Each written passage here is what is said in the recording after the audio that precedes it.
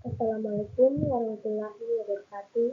Shalom, perkenalkan nama saya Elodie Indao dari kelas B Program Studi Gizi Fakultas Ilmu Keolahragaan dan Kesehatan Universitas Negeri Makassar Angkatan 2023. Sebelumnya saya mengucapkan terima kasih kepada Ibu Irma SKM MTes selaku dosen pengampu mata kuliah Epidemiologi Fisik yang telah membantu saya menyelesaikan video presentasi kali ini. Baik, di sini saya akan menjelaskan mengenai jaring-jaring sebab akibat. Di sini saya akan menjelaskan mengenai apa itu penyakit.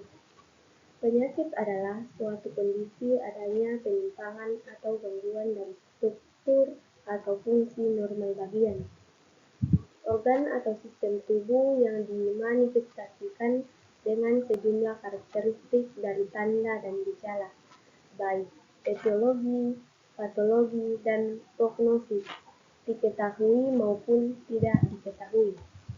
Menurut Lesch, penyakit merupakan disfungsi fisiologi dan psikologi. Dalam arti, penyakit yaitu kondisi yang diagnosis oleh dokter atau para ahli medis. Adapun teori timbulnya penyakit, itu suatu penyakit timbul karena akibat beroperasinya berbagai faktor, baik dari agen, host, dan lingkungan. Dalam usaha para ahli untuk menentukan pengetahuan mengenai timbulnya penyakit, mereka juga telah membuat model-model timbulnya berbagai penyakit.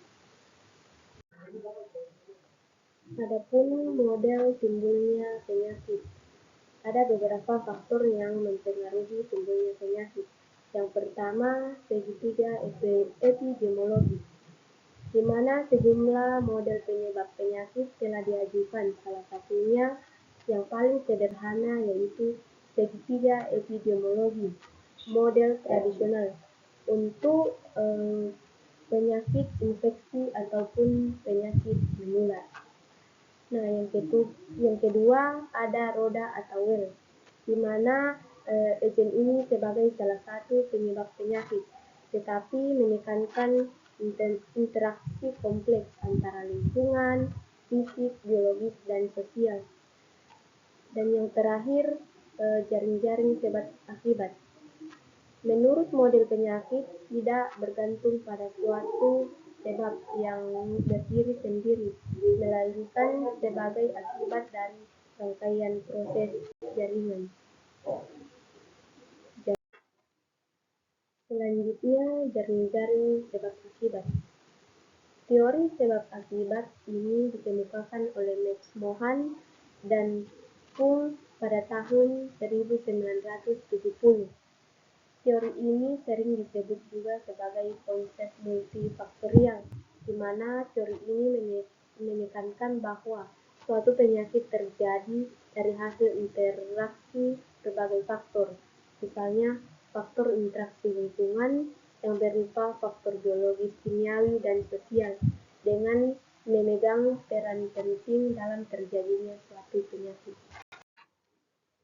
Jaring-jaring sebab akibat. Menurut model ini, suatu penyakit tidak bergantung pada suatu sebab yang berdiri sendiri, melainkan berbagai akibat dari serangkaian proses sebab dan akibat, sehingga timbulnya penyakit yang dapat dicegah dengan memotong rantai pada berbagai titik. Adapun sifat-sifat dari jaring sebab akibat dapat dilihat dari berbagai faktor. Yang pertama, tidak ada penyebab tunggal. Yang kedua, penyebab-penyebab penyakit berinteraksi. Dan yang ketiga, mengilustrasikan keterkaitan kemungkinan atau dari penyebab penyakit.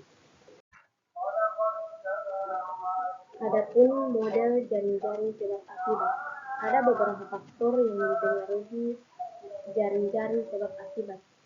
Faktor 1, saya mengambil contoh sebagai gaya hidup bebas, di mana faktor 3, 4, dan 5 seperti mengonsumsi obat-obat larangan atau melakukan seks bebas dan minum minuman yang beralkohol. Dari ketiga faktor ini akan mempengaruhi faktor 1.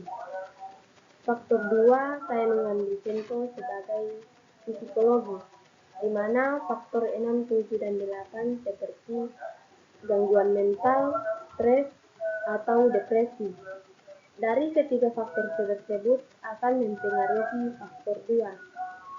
Jika faktor 1 dan 2 terus-menerus berlanjut, bisa jadi akan mengakibatkan namanya penyakit. Yang terakhir itu ada contoh jaring-jaring sebab akibat. Dapat kita lihat di sini ada beberapa faktor yang mempengaruhi penyakit kurang gizi.